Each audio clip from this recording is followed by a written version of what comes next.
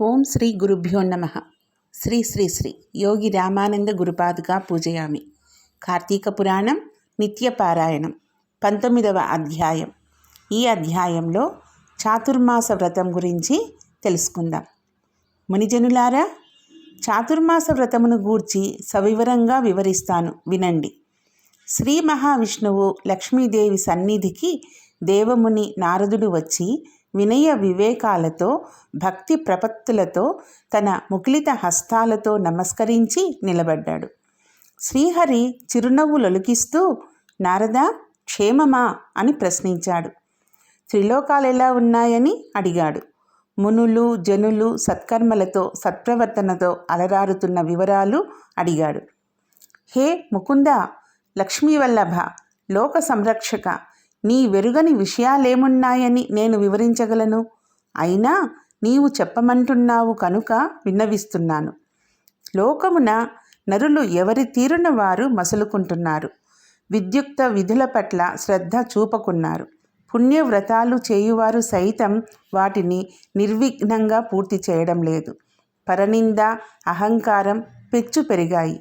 మధు మాంసాదులు నిషిద్ధాహారాల పట్ల మోజు కలిగి హింసలకు దుష్కృత్యాలకు పాల్పడుతున్నారు. అట్టి వారిని సముద్ధరించి కాపాడము అని సమస్తాన్ని వివరించాడు నారదుడు. అంతా శ్రీ మహావిష్ణువు లోక సంరక్షణార్థం ధర్మ సముద్ధరణ కోసం లక్ష్మీ సమేతుడై భూలోకానికి వచ్చి పుణ్యక్షేత్రాలు, పుణ్యతీర్థాలు, ఋషి ఆశ్రమాలు తిరుగుతున్నాడు. వృద్ధ దంపతుల రూపంలో ఉన్న లక్ష్మీనారాయణలను నిరసించేవారు కొందరు కాగా, గౌరవించి అతిథి మర్యాదలతో ఆదరించేవారు కొందరు. వీరి ఉనికినే పట్టించుకోక వారి వారి కార్యక్రమాలలో లీనమై ఉండేవారు మరికొందరు. ఇలా ప్రజలు పలు రకాలుగా మసలుకుంటూ ఉండగా చూచిన రమామాధవుడు ఋషివాటికలు చూచేందుకు బయలుదేరాడు. అలా వారిని సందర్శిస్తూ నైమిసారణ్యానికి వచ్చారు. సూత సౌనకాదులు వారిని భక్తి శ్రద్ధలతో ఆరాధించగా వారిలో జ్ఞానసిద్ధుడనే యోగీంద్రుడు, హే హృషికేశ, మాధవ, మధుసూదన, హే పుండరీకాక్ష, మీ రాకతో మేము మా ఆశ్రమము ధన్యత్వం చెంది తరించాము. చరాచర జగన్నాటక సూత్రధారి పరంధామ, లోకాలు అతలాకుతలమై సత్కర్మలకు దూరమై ధర్మగ్లానికి లోనవుతున్నాయి.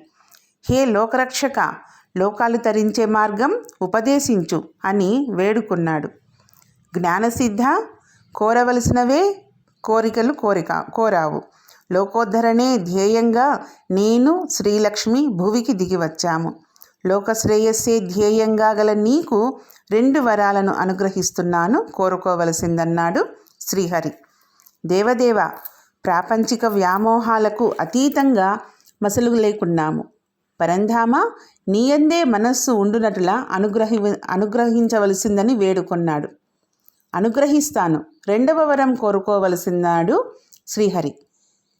దురాచారము, పాపకర్మలు, స్వార్థ చింతనలు ప్రజలలో పెచ్చు పెరుగుతున్నాయి. అవి తొలగి ప్రజలు ధర్మచిత్తులై మసలు కొనగల రీతిని కొనసాగించగల వ్రతాన్ని అనుగ్రహించు లోకరక్షక అని ప్రార్థించాడు జ్ఞానసిద్ధుడు. అందుకొక వ్రతాన్ని అనుగ్రహిస్తాను. దీనివల్ల ప్రజలలో జాగరూకత, నిశ్చలత, నిర్మలత కలుగుతాయి.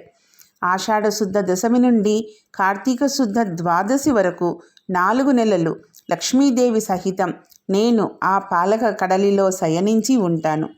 నాకు నిద్రాసుఖాన్నిచ్చే ఈ కాలం ప్రజలు మెలకువగా మసులుకోగలగందులకు ఈ వ్రతం తోడ్పడుతుంది. ఇది నాకు ప్రీతిదాయకమైన వ్రతం. నియమనిష్టలు అనుసరించి ఈ 4 నెలలు చేయు చాతుర్మాస వ్రతం వల్ల పాపములు నశించి తరించగలుగుతారు. జరాభారం, ఆరోగ్యభంగం ఆదిగా గల జన్మ బాధలు ఉండవు.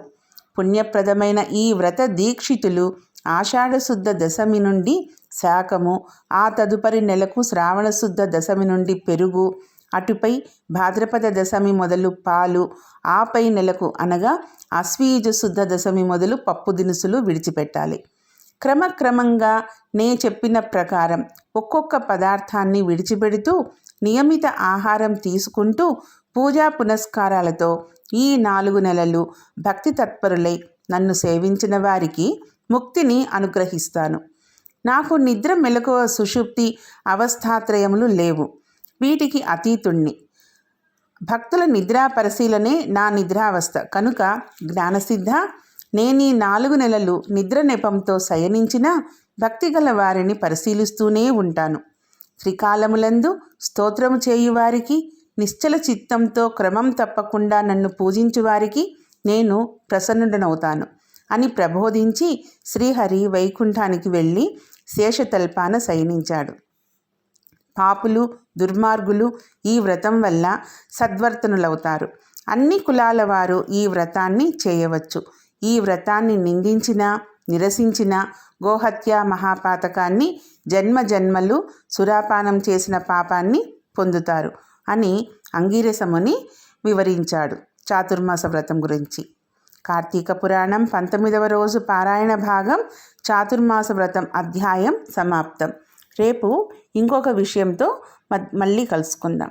ఓం శ్రీ గురుభ్యో నమః.